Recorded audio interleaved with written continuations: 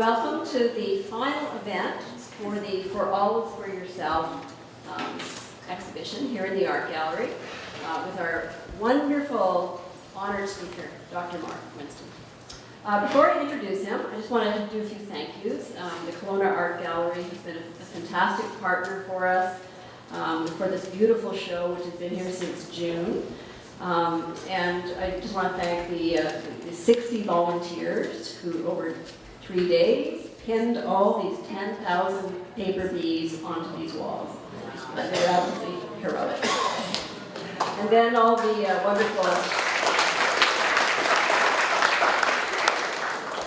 wonderful people who actually made the paper.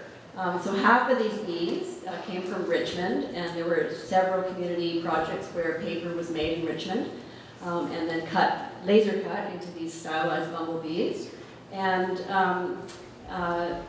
then the bees came here to Kelowna, only half of them. And so we created our own 5,000 bees here in Kelowna with a whole bunch of community partners. And we embedded our seeds, our bumblebees, with Gaillardia, so the blanket flower. And so they're quite spectacular, you know, in an array like this. And the other feature of the show, there's several features. I hope you get a chance to take a look.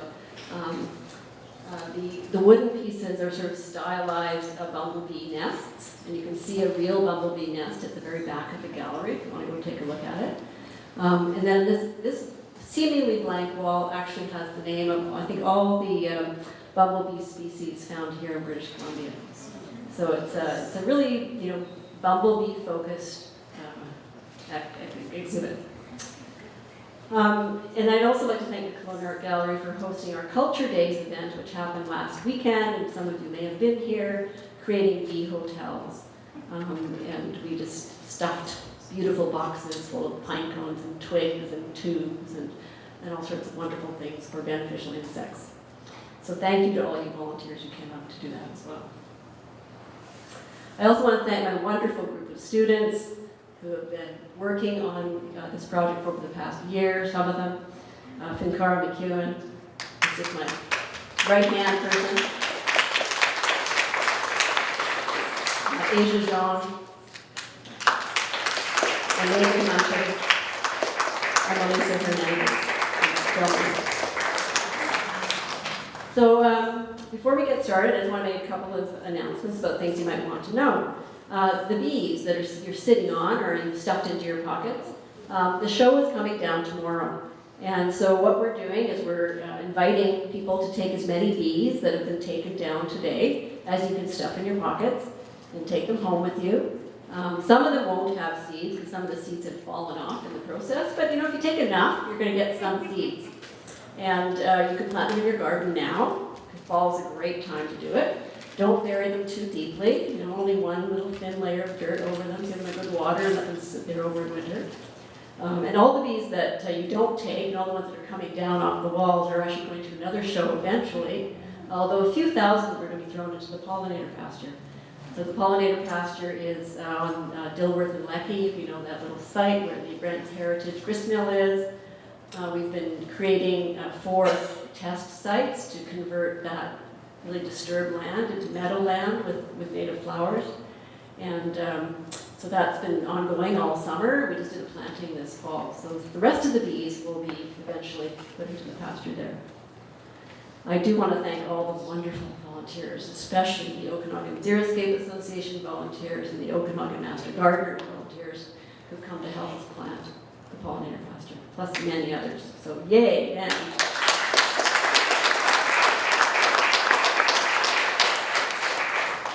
If you do want more bees, you're just not satisfied with the number that you get here, you can come tomorrow between 10 o'clock and 3 o'clock at any time in those 5 hours, and just come and help them take this sucker down and just come and pull off more bees. We'd really appreciate the help. One other feature of the exhibition is in the back corner. It's our pollinator poetry post. We had a contest over the summer. We invited poets all across North America and in the UK, those are the people who end up entering. to submit bee poetry and pollinator poetry, and we selected 10. And they are appearing in a poetry post, which is going to be popping up in various places around town. And you're just free to take the poem if you like it. We have up today all 10 of the poems that were selected from Scottish poets, American poets, Canadian poets. At the back, feel free to take a poem if you like it. There are a few other opportunities to participate in the pollinator pasture activities. There's a volunteer form. Feel free to volunteer if you'd like to do anything. Like we're doing art projects, we're doing planting, we're doing building. You can just do lots of walking around the pollinator pasture and help us keep some of the vandals away, which could be kind of wrecking our sign recently. We're doing a plant rescue with Tanis Gieselman next week, if you want to join us with that. We're going out to a land that's slated for development, and Tanis, who is the lead in Seeds Co., is going to take us on a walk, and we can rescue some plants so they're not bulldozed. So feel free to let me know if you want to do that. We'll have lots of volunteer opportunities in the spring, so get your name on that.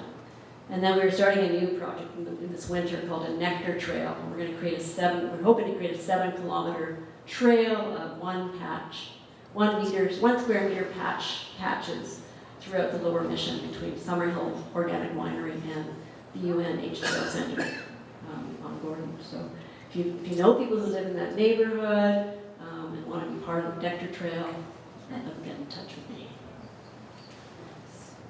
I also wanted to, for those of you who attended last winter's pollinizing sessions, and I've recognized a lot of faces here, some of you did for sure. Our great partner there was the Okanagan Regional Library, and I just wanted to let you know that they're starting a really interesting new series on wildfire, and that's starting on October the 25th at 7:30. With some really interesting guest speakers. So also, there's a conference in town on wildfire management. So it's a great opportunity to go and hear some interesting things. All right, teams, have I forgotten anything? Okay, well let's do the main event. I am really honored to introduce Dr. Mark Winston. Beginning all of this bee activity last year, I was thrilled to hear about a book about bees had won the Governor General's Award for Nonfiction in 2015. So I immediately went out and bought Bee Time and read it, and of course consequently gave copies of it to dozens of people for Christmas, and thank you gifts, and all kinds of things. And what a wonderful book it is. We do have book sales here. We have BBC bookstores selling Bee Time. So if you are looking for that Christmas present for somebody, if you don't have, if you have a copy already, you can always buy another one. It is a wonderful book, and I think the message I took away most strongly in that book, which is a book full of marvels and wonders, was the nature of the honeybee as a creature that can help us think philosophically about so much, as Dr. Winston will probably share with us. But particularly for me these days, in many projects I'm involved in, it's the philosophy about, this is the quote from the book, our human place in nature. Sort of the fine line between wild and managed activities and lands and places. And then there's another beautiful quote, the sweet spot where nature on the one hand and human ingenuity on the other somehow meet. This seems to be a very fine border for border-free bees to think about. So a short biographical note about Dr. Winston. He's a professor and senior fellow at Simon Fraser University's Center for Dialogue and a professor in the Department of Biological Sciences. He's that rare individual, a scientist who could speak eloquently to people. Recognized as one of the world's leading experts on bees and pollination, Dr. Winston has had an illustrious career researching, teaching, writing, and commenting on bees and agriculture, environmental issues, and science policy. He directed the Simon Fraser University Center for Dialogue for 12 years, and he consults widely in university, corporate, nonprofit, government, and community settings, using dialogue to advance communication skills and engage the public with controversial issues. A group of lucky UBC students tomorrow will get to work with him to practice on how to communicate their research better. Receiving substantial government funding for his research, Dr. Winston was motivated to give back by communicating his findings in a clear, approachable fashion for the community at large, culminating in his most recent book, Bee Time, Lessons from the Hive, which, as I mentioned earlier, won the Governor General's Award last year. And it's just out in trade paperback. I'd get a hardcover if I were you. Please welcome Dr. Mark Winston.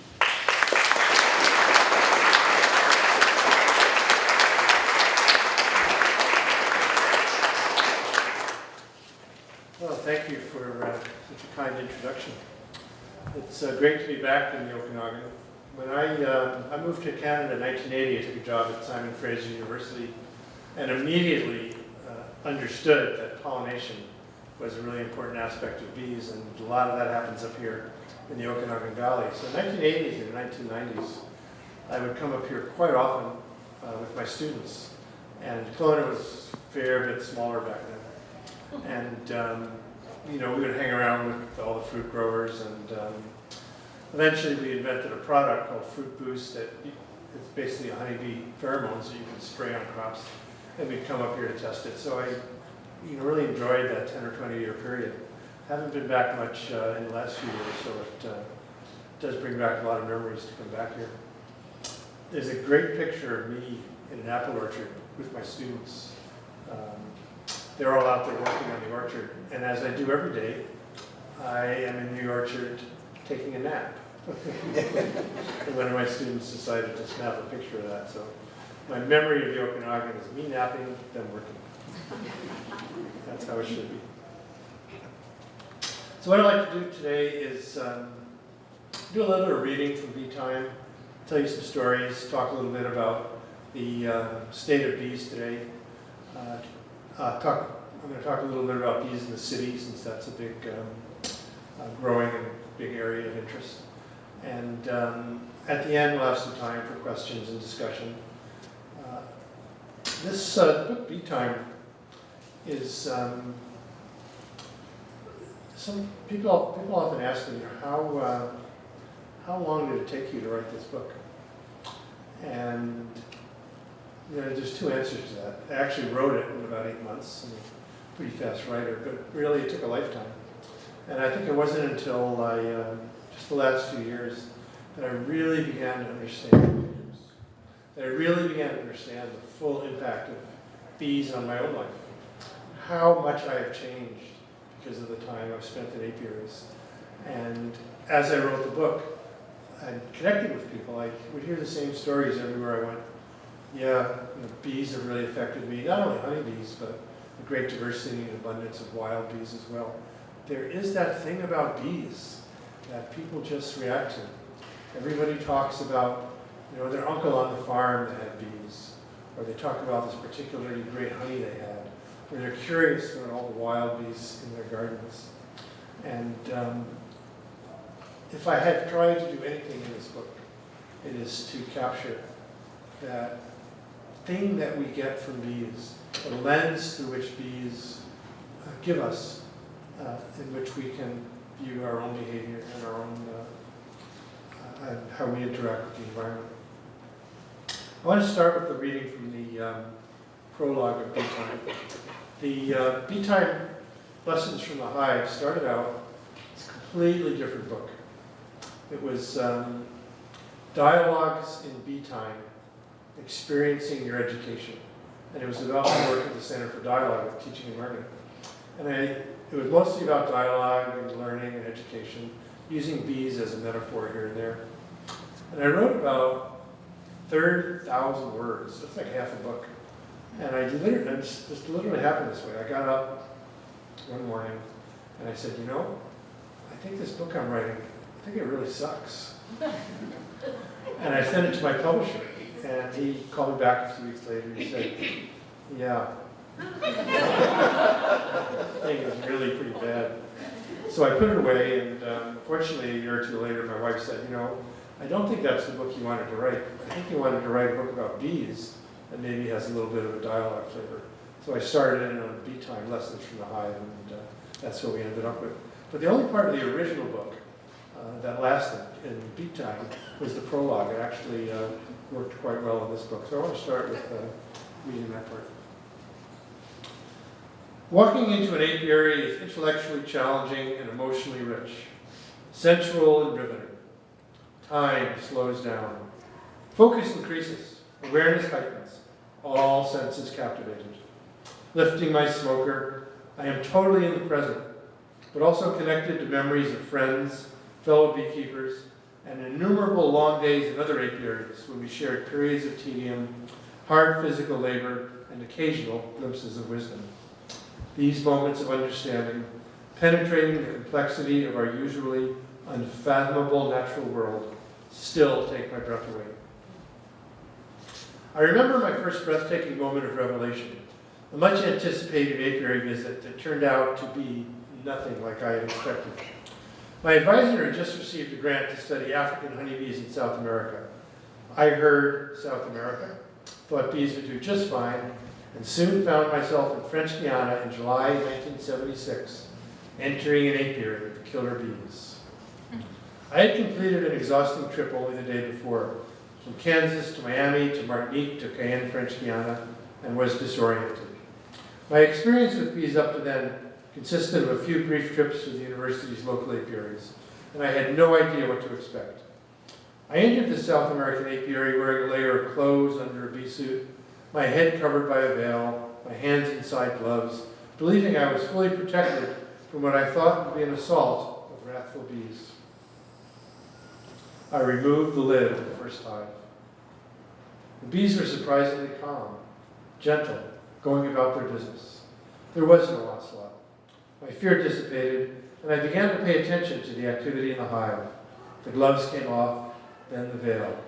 I pulled out the frames one by one to inspect the combs. It was one of those moments in life when everything shifts.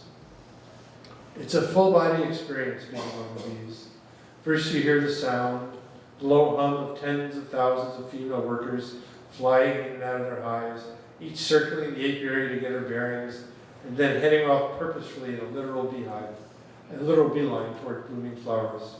Smells and textures bombard the senses next. The sweet odors of beeswax and honey, the stickiness of plant resins collected by the workers to plug holes and construct the base of their combs. And then there are the bees themselves, walking over your hands and forearms as you lift and return combs from the hive. The subtlest of touches as their claws lightly cling and release, the gentlest of breezes as their wings buzz before taking flight. Underlying all the physical sensations are collaboration and order, communication and common purpose, each bee submerging their individual nature for the colony. I have spent a considerable portion of my life in apiaries, no matter whether in a jungle or city, next to a freeway or by the most scenic of creeks, fields, forests, or weedy vacant lots. Entering an apiary has never failed to engage my senses and focus my attention. In these places, I learned powerful lessons from the bees about how we humans can better understand our place in nature, engage people and events with greater focus and clarity, interact more intensely in our relationships and communities, and open our hearts and minds to a deeper understanding of who we are as individuals, communities, and as species. Not then, not until long after I had left the apiaries behind, did I come to think of these moments as bee time.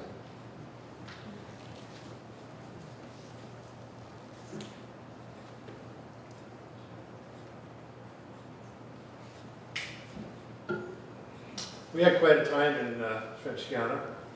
The killer bees were a huge phenomenon. They were the pop insect of the time, killing thousands of people.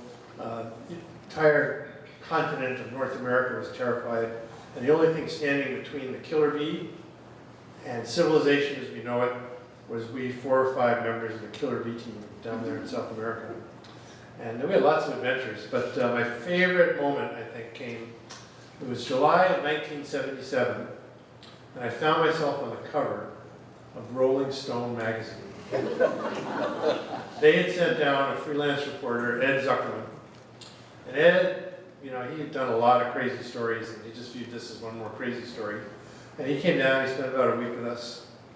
And it was one day after going out in the field, We went back to our home and we made some tea. And we took some honey from our, our killer bee hives and we mixed it up in the tea. And Ed had this brainstorm. He said, we're going to sell killer bee honey. We're going to make $1 gazillion. Like, Ed was really tired of being a poor freelance writer, right? He really wanted to make some dough. And he thought this killer bee honey thing, it was his ticket. Ooh. So he said, we're going to partner. I'm going to cut you guys in, and we're going to make a whole thing out of this. So he goes back, writes a story. We're on the cover of Rolling Stone magazine. Eventually, we make our way back to the United States, where I was at the time. And that Christmas, killer bee honey hits the market. Ed had cut us out completely. We'd completely forgotten about partnering with us. But it came in a little box, and it had a pamphlet that went along with it. The pamphlet said something like, thousands of people have died to bring you this honey. Enjoy it if you dare. And Ed got his comeuppance, though. The company went belly up, and probably maybe 10 years later, I got a book in the mail from a friend of mine. It was a book about why small businesses fail, and a whole chapter on killer bee honey. But in case you really, in case you worried about poor Ed, he decided to go to Hollywood and see if he could do a little better in the television business. And he started a program as the producer called Law and Order. So I think Ed finally found his pot of gold. But at the time, the killer bees were all over the news, and bees are in the news again. For the last 10 or 12 years, bees have been dying. In Canada, we lose 20 or 30% of all of our honeybee colonies every year. In the United States, the numbers are about 45%. That's like almost every other colony in the United States is dying. And initially, everybody was looking for the one thing. Maybe there's a disease or it's a particular pesticide. But the really interesting thing about why bees are dying is that it's an environmental issue. It's an issue about interactions. And it tells us so much about how we should and shouldn't manage the world. What's going on with bees, it's very much the canary in the mine. It's really telling us that the way that we are over-managing, particularly our agricultural systems, it's just not sustainable anymore. And because of the collapse of bees, there's been a lot of research that's revealed some incredibly fascinating things. First, it's an interaction. Bees are dying because of pesticides. They're dying because of poor nutrition, not enough weeds out there for them to eat. And they're dying because of diseases and pests.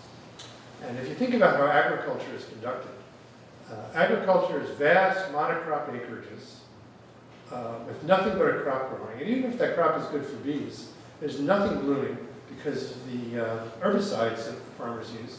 There's nothing blooming outside of that crop. So wild bees in particular really suffer because there's nothing for them to eat.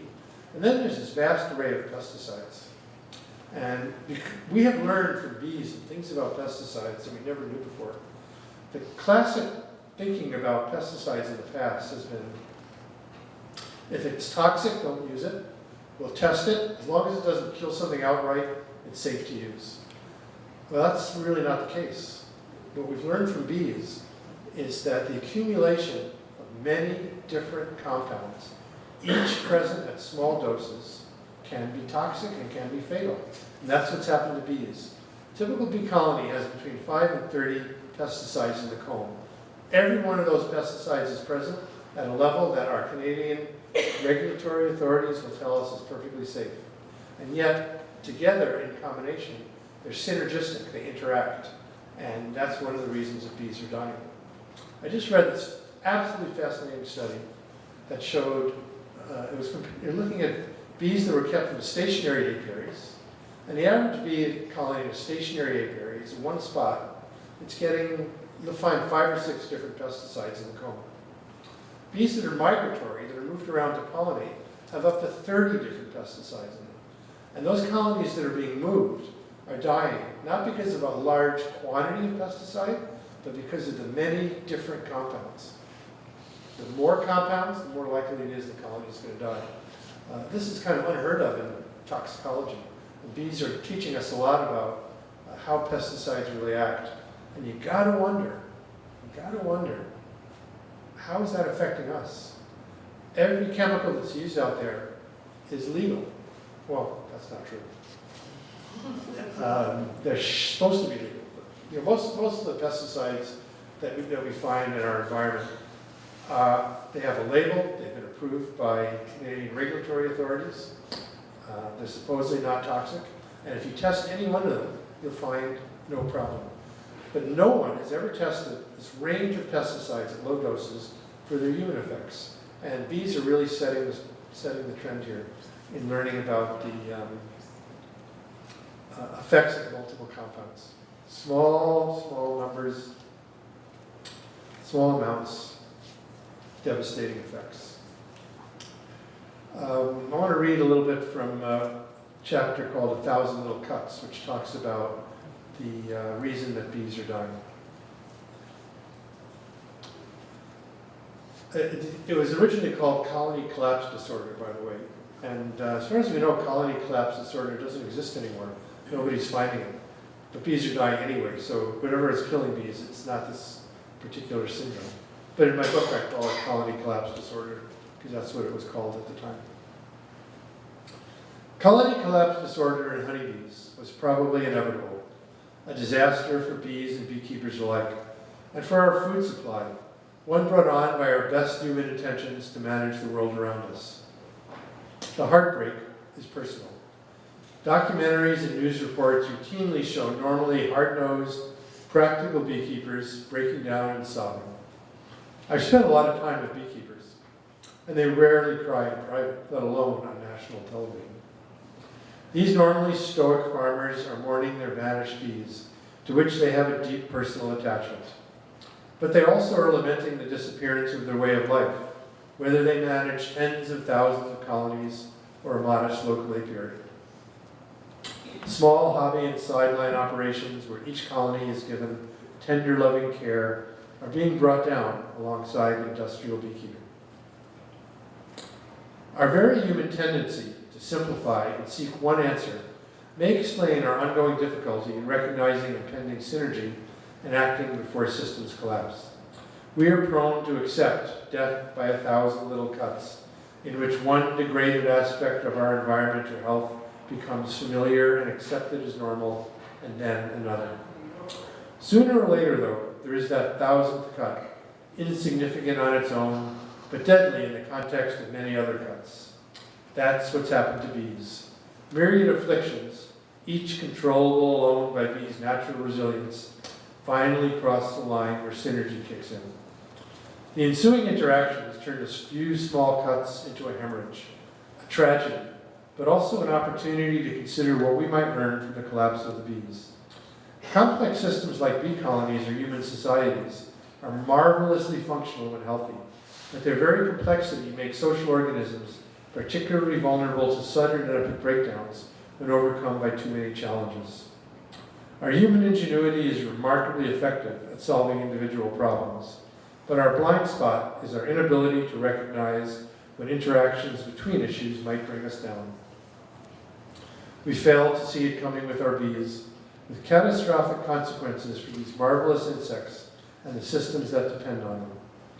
But the deepest tragedy may be this: beekeepers and civilians alike connect with bees at that deep place where nature moves our emotions. As bees collapse, so does our opportunity to appreciate a creature that, like us, has survived and prospered through collaboration and relationships with others. Their demise, and the synergy behind it, does not bode well for our human future. Don't worry, that's probably the most depressing part of the book. From here on in, I'll try to be more cheerful. One of the things that's emerging from the crisis in bees is an understanding that we are way too reliant on honeybees. Wild bees, but not only bumblebees, but there's over 20,000 species of wild bees in the world, about 800 species in Canada.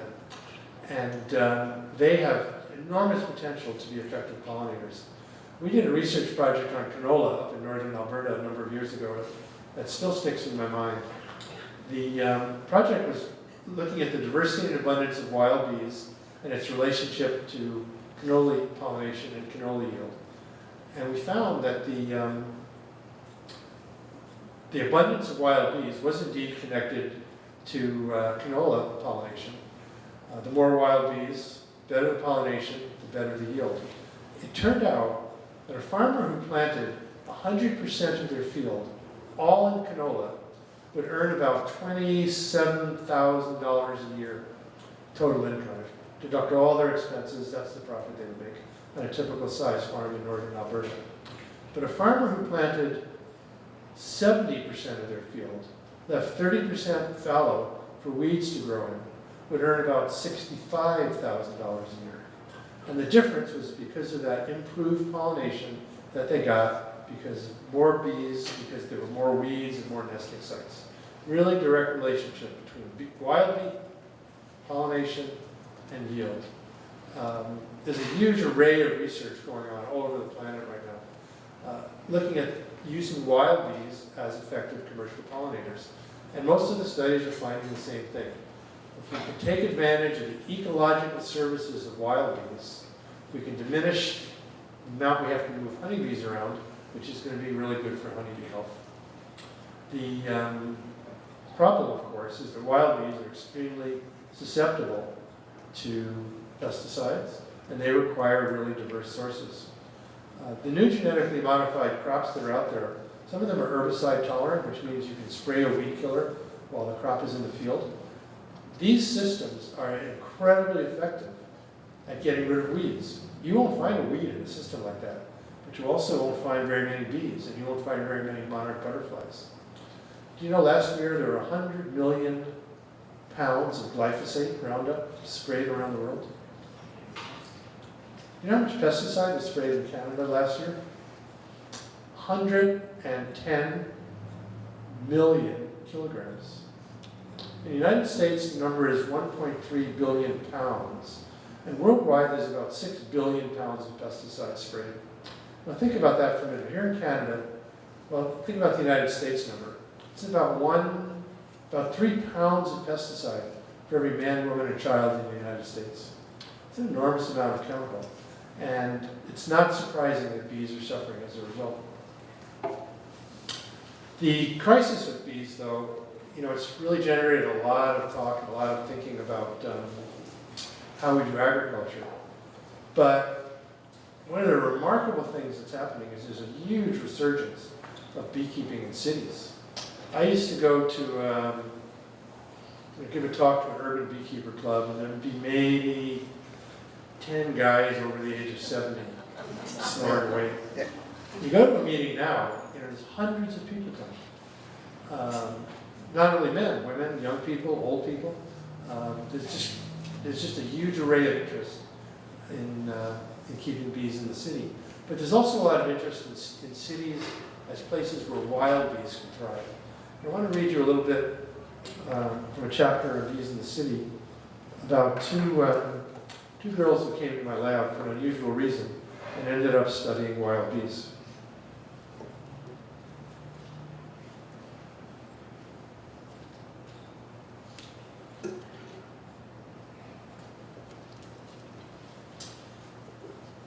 Maybe on your way out, by the way, I just looked up and there's this big basket-looking thing upside down. I think it's the belt. It looks like an old skep hive, kind of hive they used to keep made out of straw that was woven together and they would put the bees in. So it's nice to have that here. Anyway, bees in the city. It was tobacco that brought Elise and Desiree to my bee research laboratory in 1999 for advice on their 11th grade science project, Nicotiana Tobacco, Not Only Smoke, for the Vancouver Regional Science Fair. Their science fair project had nothing to do with bees, but rather with developing non-smoking uses for tobacco to aid farmers as anti-smoking campaigns reduced the market for their crop. They met one of my graduate students who offered to provide some advice on their submission and happened to come into the lab on a day when a visiting scientist from Utah was giving a talk they attended on wild bees in urban habitats. They burst into my office immediately after I returned from the lecture. Elise talking nonstop, both of them brimming with inspiration.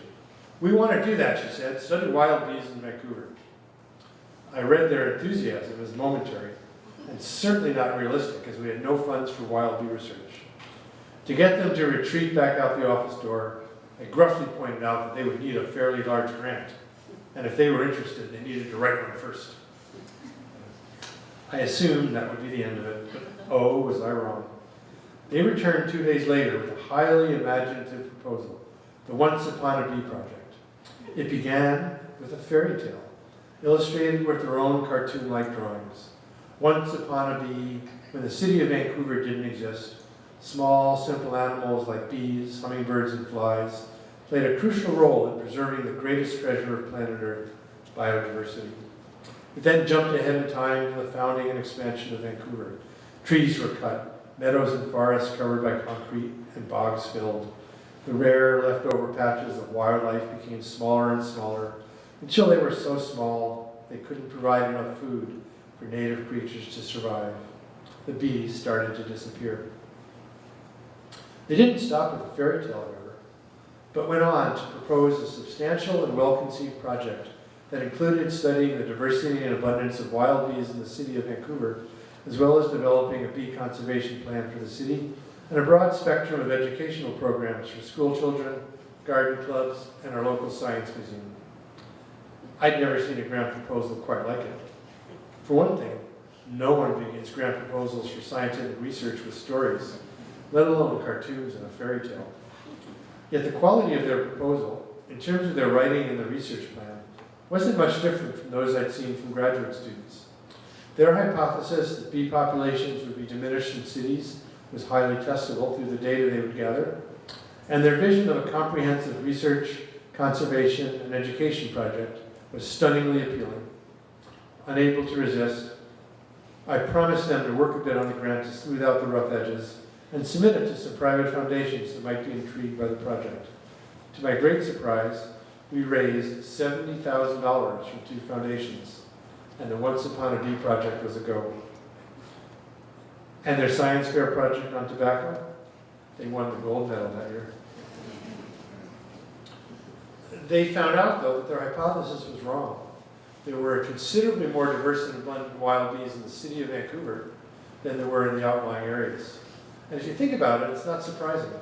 Yes, we think of cities as being these places with lots of concrete and asphalt, but in between all of that, there's a lot of empty lots, there's railroad right-of-ways, there's road rights and right-of-ways, there's backyard gardens, there's parks.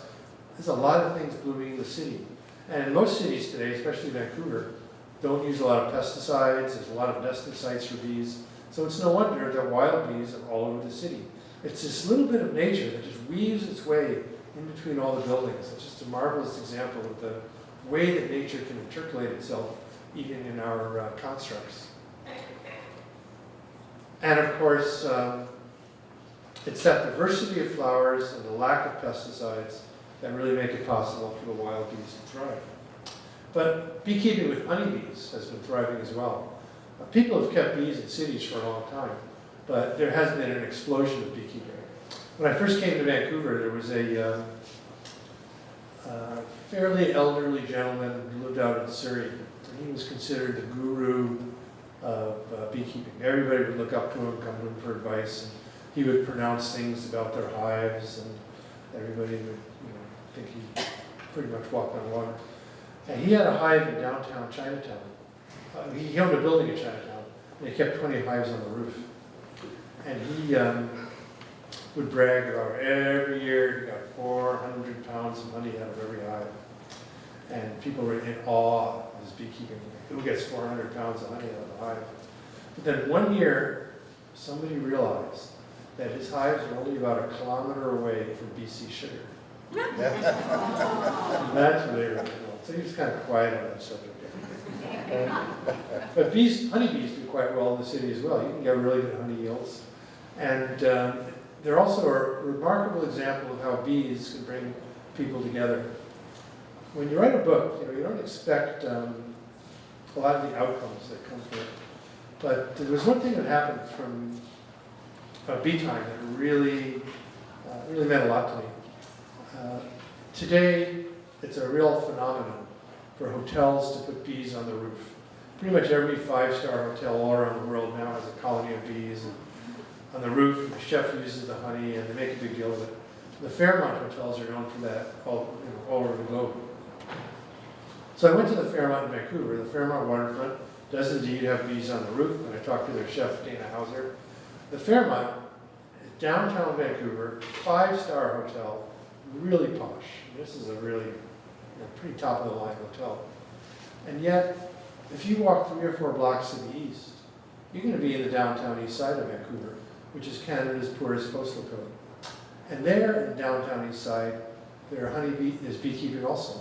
There's a group called Hives for Humanity that began bringing beekeeping into the downtown east side with the idea that it can help to build community and a little bit of economic development for people with addiction problems, mental health issues, homeless, extreme poverty. And it's absolutely remarkable how bees have brought people together. And the community that's grown up around Hives for Humanity has been one of the real positive stories of that very difficult neighborhood.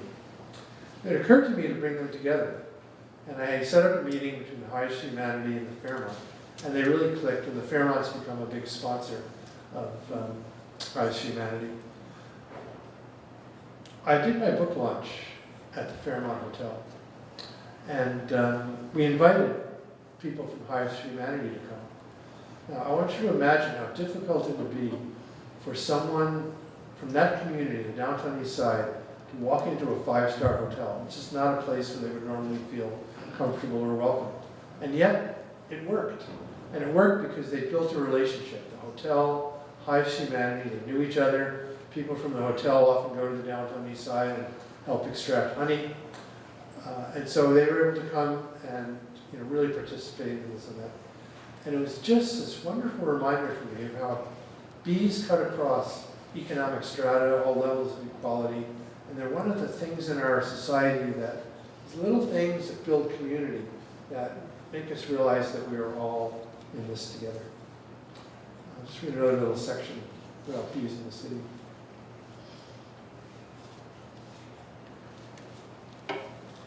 Beekeeping with honeybees, combined with efforts to value and enhance wild bees, have become a significant aspect of urban culture. Whether for environmental, agricultural, or anti-poverty reasons, bees are now recognized as integral components of city habitats. Bees in the city provide a template upon which to reflect on how to reconcile our human needs with those of the other species with which we share our planet, and on which we are dependent in so many ways. Bees fit well in the interstitial space between disturbed and natural habitats, thriving so long as forage, nesting sites, and a chemical-free environment are available. Our challenge is to enhance habitat sufficiently to sustain both human endeavors and native species. Bees demonstrate that ecologically coherent cities and urban agriculture can be compatible, and suggest that a similarly balanced approach might also work in rural ecosystems and farmland.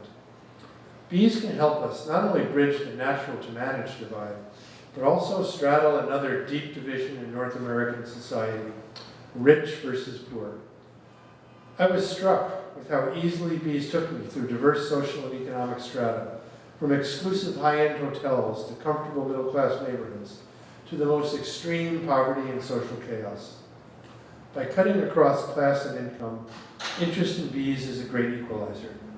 Bee enthusiasts are united by a passion for maintaining ecologically healthy habitats, an interest in protecting the agricultural benefits bees provide through pollination, a fascination for the behavior of all bees, whether wild or managed, and respect for the hard work bees put into producing the honey and wax that beekeepers harvest.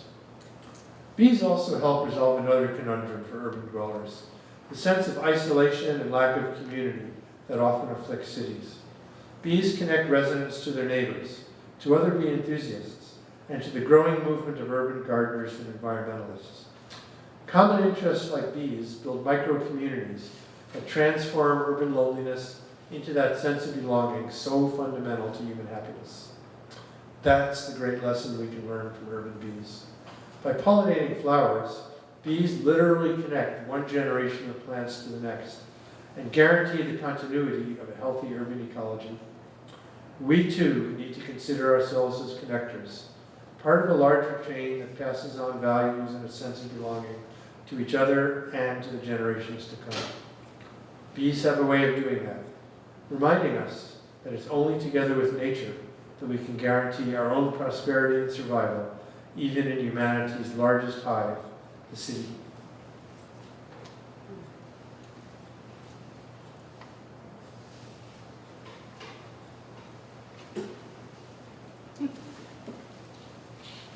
I'm going to read one more little passage. It's about honey. The honey is such a marvelous food product. It's also it exhibits the best and the worst of how we deal with food. On the one end, the artisanal beekeeper, the local beekeeper who takes tremendous care in their honey. They can tell you the flowers it came from. They know their honey is not polluted by any contaminants. They know it's pure product, pure honey, and they sell it in a nice bottle. And you go to the farmer's market and you meet them and you talk to them and you get to know them. You know your beekeeper. At the other end, and this is happening more and more in Canada now, is some of the worst aspects of food that you can imagine. The largest food fraud case in American history was with honey. It was an $80 million fraud case in which honey was being imported from China that was often contaminated with illegal pesticides, often was not even honey, it was often corn syrup, mixed in with honeys by major US packers and sold as honey. That's kind of the worst end. And that's starting to happen more in Canada now, actually. More and more honey is coming into Canada from overseas, depressing the price of honey. We have no idea where a lot of it's coming from. And so for those of you that really care about your food, get to know your local beekeeper and buy that honey, because you know at least that it's a pure local Canadian product that isn't coming with a lot of adulterants and baggage. How many beekeepers are here? Okay. Yeah. So the rest of you, buy their honey. So I'll finish with this. I'm going to finish with this piece, and then we'll take some questions. And afterwards, if anyone would like some books, I'm happy to sign books as well. For close to 30 years, we produced heavenly honey at the university where I was teaching, selling more than 10,000 pounds a year from up to 200 colonies. Our primary product is research data, but I'm a pretty fair beekeeper, and honey sales generated enough income to support a few scholarships each year. Our apiaries were out in the Fraser Valley, a gently rolling floodplain where the majestic Fraser River emerges from British Columbia's high mountains and steep canyons, and flows to the complex estuary south of Vancouver, and out to the Straits of Georgia and the Pacific Ocean. It's a narrow, fertile valley about 60 miles long, with pastures supporting a thriving dairy industry up against the mountains, and extensive raspberry, blueberry, and cranberry fields and market gardens farther along in the western valley, closer to Vancouver. We were tutored in valley history, natural and human, by the honey it produced and the residents we encountered. We had our favorite apiaries, each with its own distinctive geological and floral character, as well as links to the early settlers from the past and quirky human inhabitants in the present. My favorite apiary was Florence's. A bee yard passed from best beekeeper in the valley to best beekeeper in the valley for close to 100 years. And as a young researcher just beginning my career, I considered it a deep honor to have it passed on to us. Florence herself had lived there for most of her life. She was in her 80s when we met, having raised her family in the ramshackle house she still inhabited. Now she lived on her own, husband deceased and children long gone, with an old black Labrador retriever and a cow she kept in the pasture next to our apiary. A stop to check in with Florence was mandatory on each visit. Somehow she always seemed to know we were coming, and had tea ready with her freshly baked peanut butter cookies. Our bees were shaded under gnarled and spindly apple trees that, although abandoned for some time, had once been part of a producing orchard. Nearby were chicken and llama farms, but more important for the bees were the blueberry and raspberry fields, vegetable gardens, and a considerable amount of meadowland that produced dandelion, clover, fireweed, and other wildflower nectar sources for the bees. Maple trees dotted the landscape, providing the season's first serious nectar each April. Florence and the other landowners loved having the bees and the free buckets of honey we paid as rent each year, connecting them to their own land and providing an identity as the beekeeping landlords of their community. Our bees informed them about what was growing on their own and nearby property and evoked reflections about what had been there before. Sandwiches and cookies, as well as coffee on a cold day and cold drinks when it was hot, were shared, along with conversation about whatever fascinating thing our bees were doing that day. Chats about bees were accented with local politics, the latest antics of strange neighbors, and the growing importance of conserving natural and farm land as urban sprawl snaked its tendrils into rural lives. Our apiaries became local landmarks, inspiring directions to go about 3 minutes along such and such road and turn left at the first intersection after the bees. The owners' trips to the local stores were punctuated with their neighbors' queries about how the bees were doing and when the honey would be ready for sale. A jar of heavenly honey carried with it our gratitude to the bees for collaborating on the harvest, the flowers that yielded the nectar, the land itself, which provided a sense of physical place, and the human personalities past and present inhabiting that land. The core of what I learned from my 30 years of harvesting, bottling, selling, and giving away honey is this. Food at its best carries memories and reflections that go beyond sustenance to connect the personalities who harvest and the land from which they gather, making holy the simple act of eating. Thank you.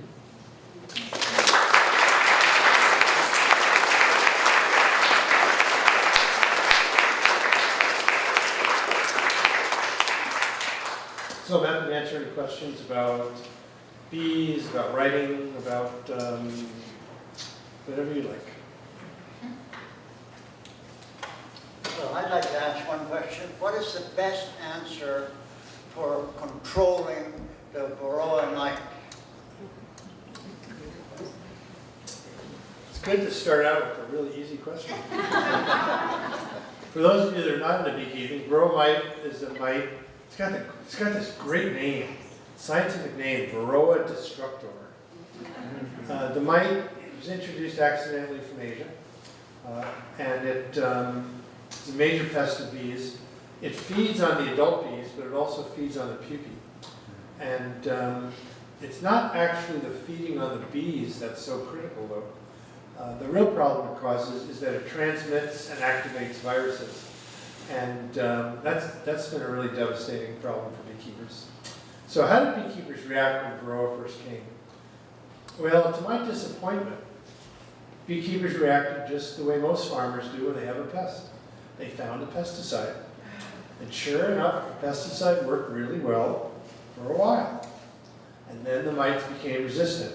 So they found another pesticide. This one a little bit harsher, a little bit less compatible. But eventually, the bees became resistant to that as well. So there was an explosion of research, and a number of substances were found that are more organic, that don't control the mites quite as well as pesticides, but then is not the resistance problem either. You know, things like formic acid and thymol from the thyme plant. And so today, beekeepers are faced with mite situation that usually within a couple of years, colonies will die. So what do? You could treat with pesticides that will induce resistance. They'll be effective for a short term and then effectiveness goes away. Or you could treat with something that's a lot more laborious, like a formic acid or a thymol, that kind of treatment. Not quite as effective, but it works reasonably well. So the question was, what should you do about Varroa? One of the things about writing a book like this is you get to travel all around the place. And I've discovered as I'm traveling all through North America that there's a really significant movement that nobody's articulated yet, which is why are we treating it all?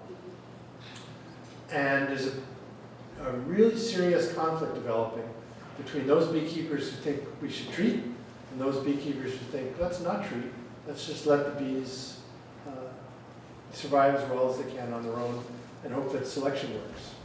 Now, 10 years ago, not treating made no sense at all. The average beekeeper would lose 5 to 10% of their colonies, and so it made good sense to treat. Well, today, when beekeepers are losing 30, 40, 50% of their colonies, treatment may not be quite as, if you don't treat, you're going to lose the same amount as if you do treat. So I can't really, there's a range of possibilities. Where I fall down, where I come down, is either try the non-treatment method or treat with the more organic things like formic acid and thymol. I would just really stay away from all the chemicals, pesticides, because not only do they not work any longer, but they actually harm your bees. You know, the dogma, the mantra was, they'll kill the mites, they don't hurt the bees.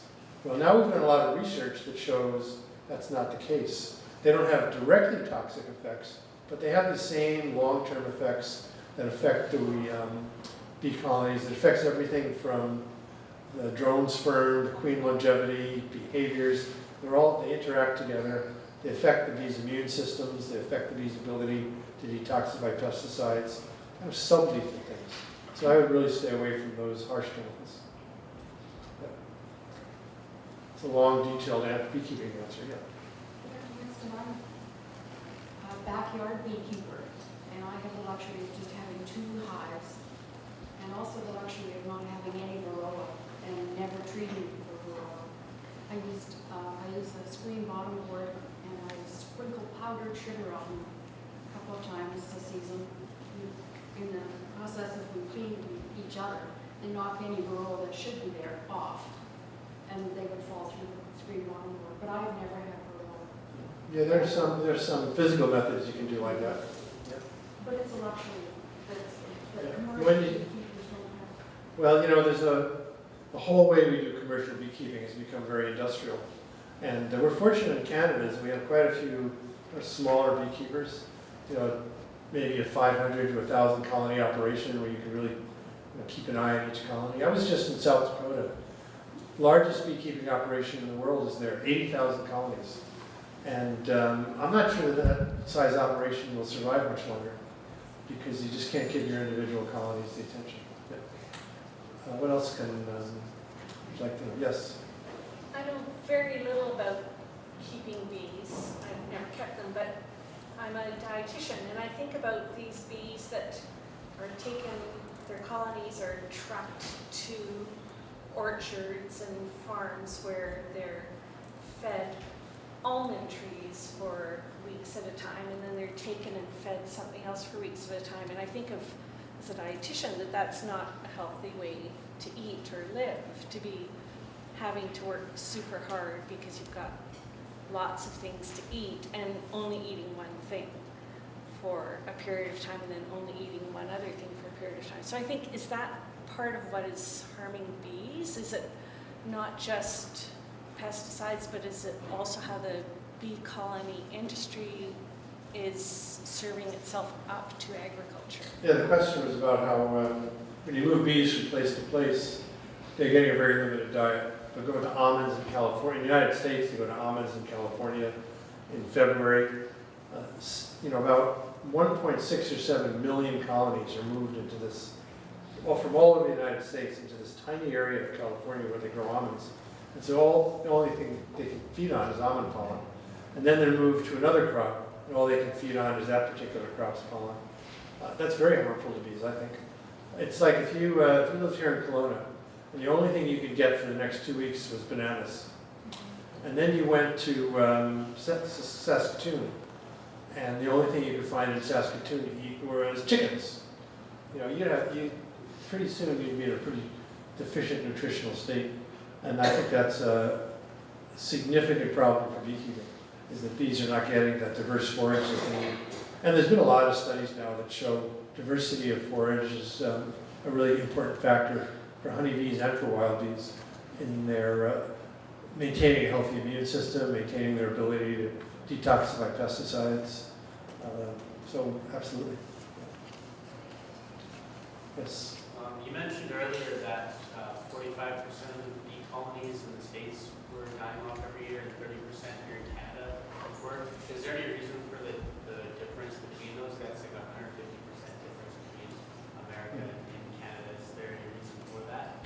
Yeah, why are the bees, you know, well, 30% of bees dying in Canada is, that's not a good number. No. But 45% is a lot worse. And the question was other, you know, reasons for that. I think there's a couple of good reasons. I'd like to think we're pretty good beekeepers up here. That's maybe one. But our cold winters mean that there's much less, a much longer period where the colony doesn't have brood in the hive. And so the varroa is going to be a bit lower because of that reason. The agricultural environments in Canada are just a little more diverse than the United States. You know, we're moving in that direction, but not quite as large monocrop. I think that helps.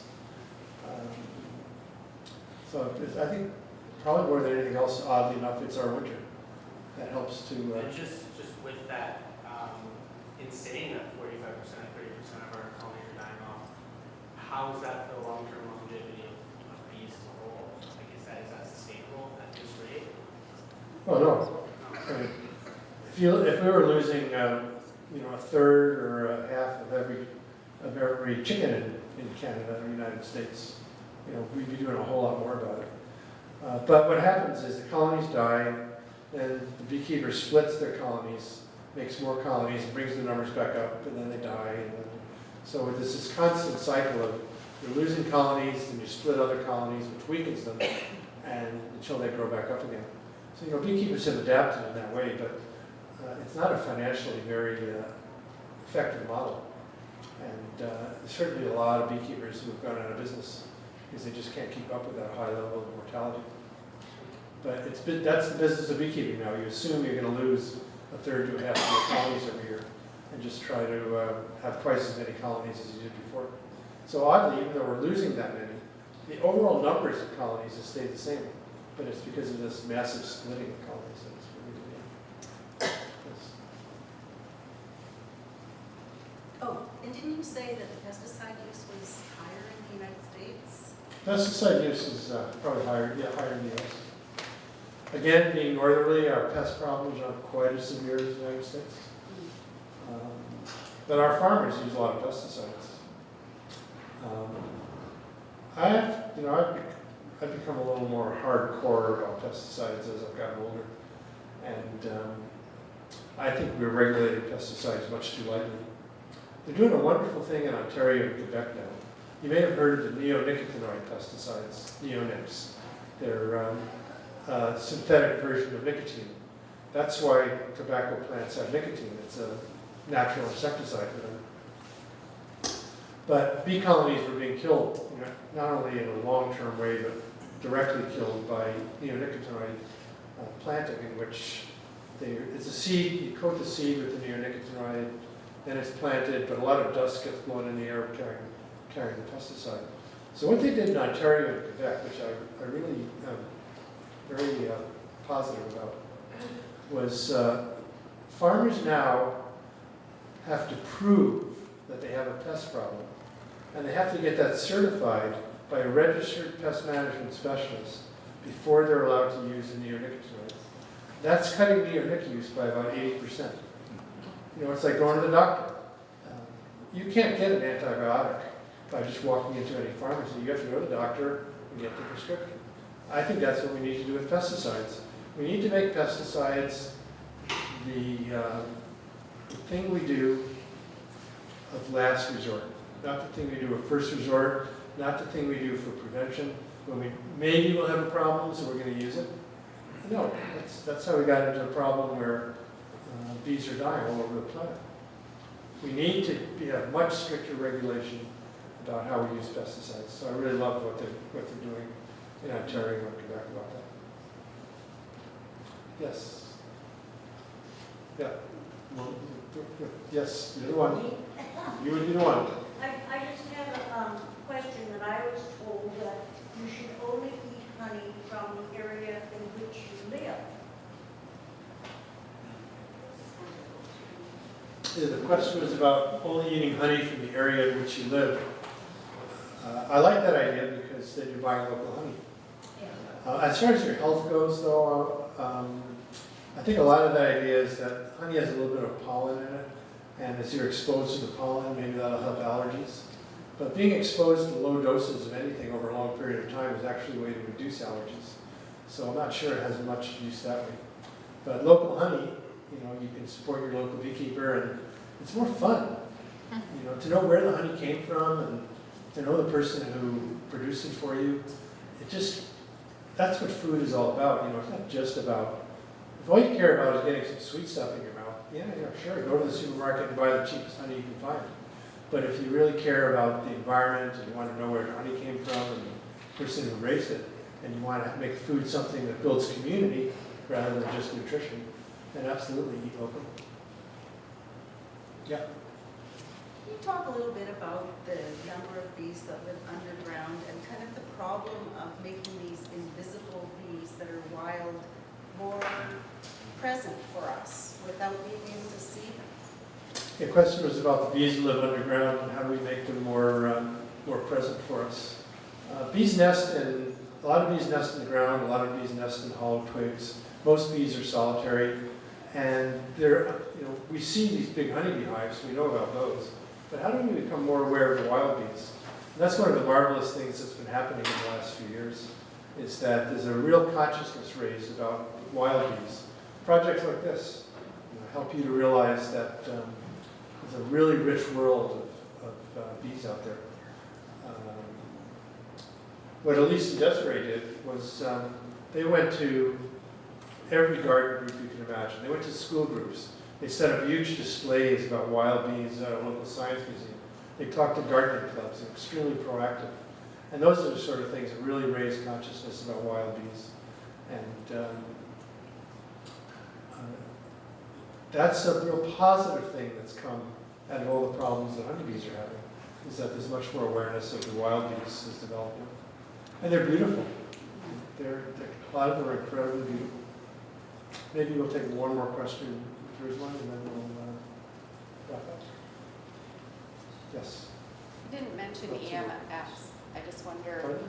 EMFs, electromagnetic frequencies, because I know a while ago there was a lot of talk that that was really affecting the bee colonies. The question was about electromagnetic frequencies. There's really no evidence that electromagnetic frequencies are affecting bees. The only electrical field that affects bees is the extremely high 750, whatever it is, megavolt, I don't know the numbers, but the absolute highest level of electrical transmission line. If you keep colonies right underneath those, they'll be a little bit disoriented. But other than that, there's no evidence. There was a story that took the planet by storm a few years ago. It's a really good example of how science gets corrupted through media. The story came out that cell phones were killing bees. It was published originally in the Guardian newspaper in England, and without anybody checking it, they picked up the story from the Guardian.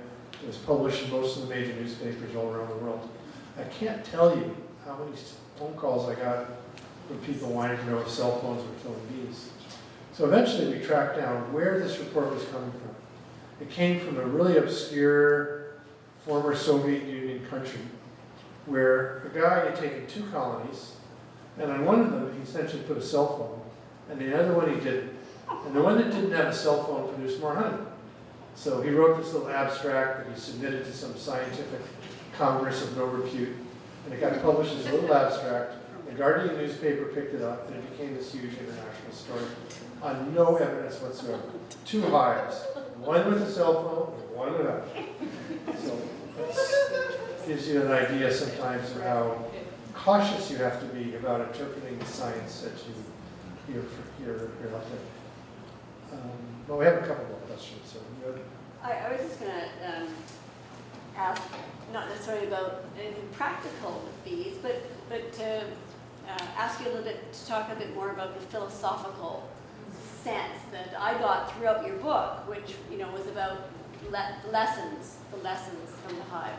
And what sticks in my head from having read it a while ago now, probably was actually reporting, you were summarizing a book about the swarm, and the swarm as being this kind of democratic, strangely consensus-based activity that the bees do, and you were reflecting a little bit on that as a sort of social model. And I just wonder if, are there some other parts of your study of bees that have given you that sense that we can think more deeply about ourselves? And you sort of touched on that a little bit when you're reading, but is there anything you want to add to that in some ways? The question is about more philosophically what we can learn from bees. I can only tell you what I've learned. Bees are profoundly committed to their society. We live in a world today where there's a lot of people committed to their own well-being, and maybe not often enough committed to the society around them. Bees put their colony first, and each individual bee does very different things. They're not the same, but they are working for the good of the collective. And I think we'd all be a lot better off if we thought a little bit more about working for our communities rather than necessarily working for ourselves. Bees are also paragons of collaboration. They look around at what needs to be done, and they all jump in to do those tasks when they need to happen. And there's a marvelous sense of community that develops when you collaborate, and that's something I've gotten from bees as well. Being around bees, if you get most beekeepers talking, at some point they'll tell you the same thing, that it changes us. We are different people from having spent a lot of time in the apiaries. I may have had a collaborative nature to start with. I may have been more focused on the collective than others, but that was certainly enhanced by the time I've spent in apiaries. You just can't help but absorb that important lesson that we're all in this together, we're all a community, and we all benefit by working towards community good. And the other thing I guess I've learned is how to listen, how to be completely present. Most of us are very distracted a lot of the time, but being present and focused and being completely in the moment, that's something that bees do. And I've picked up a lot of that from being around bees as well. Just how to really give your full attention to whatever person or thing it is that's in front of you. That's a real bee thing. We have maybe another. Yes. You've also mentioned that most bees are solitary. So it sounds to me like there's bees that live in a colony and are collaborative and committed to the colony, and then are there most bees that are solitary, and is there a role for both paradigms of bees? Yes, there are solitary bees. Most species of bees are solitary and live more or less on their own. There's a lot of social bees, everything from bumblebees to honeybees. There's a large group of bees called stingless bees in the tropics that have lost their stings. They have a terrible bite, but they've lost their really bad bite. You do not want to be bitten by a stingless bee. But they're also highly social as well. But there's a whole range of sociality that we find in bee life. Okay, now really one more question. This is really the last question. Are you collaborating at all, your department, with Kelowna Polytechnic University, their sustainable agriculture faculty? And I know that they started this bachelor of sustainable agriculture, and I'm just thinking if we're going to change our food system, it's going to take everybody working together instead of in isolation. Oh, absolutely. I'm not involved in Quantum, but it's a great program. It's trying to really bring a new layer of commercial beekeepers into British Columbia. Well, they've got a beekeeping part of their program too, in their sustainable agriculture. At Quantum? At Quantum. Yes. Yeah, I thought that was your question. Quantum now has a commercial beekeeping commercial beekeeping course that's connected with the Sustainable Agriculture Group. The Sustainable Agriculture Group at Quantum is a wonderful group, but they also now have expanded into beekeeping. Oh, that's good. So that is going on. Yeah. Okay, I want to thank you all. I really appreciate you coming out tonight, and I'll just be over there for a few minutes signing books if anyone is interested.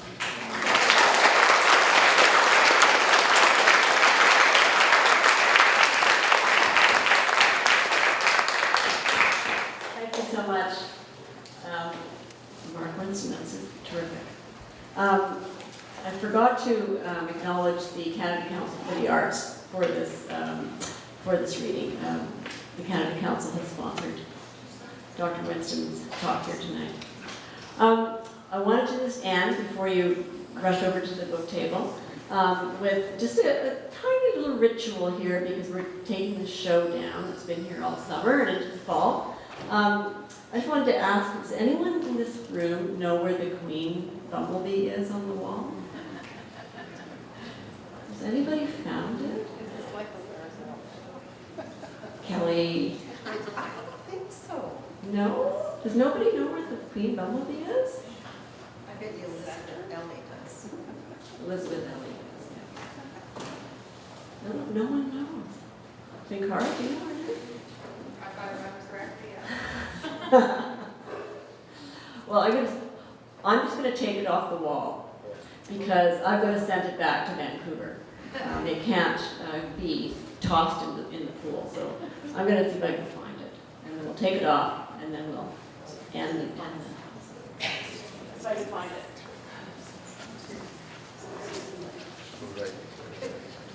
Ah, here it is. This is a moment. After all the work of putting them all up. She's so relieved. It's about 1.5 times bigger than the other bees, and it has the word insect on it, and it just ended up that way when we made the paper. It was the one word that came out. She made the queen bee out of it. Thank you so much for coming, everybody, and please go and get your book signed. And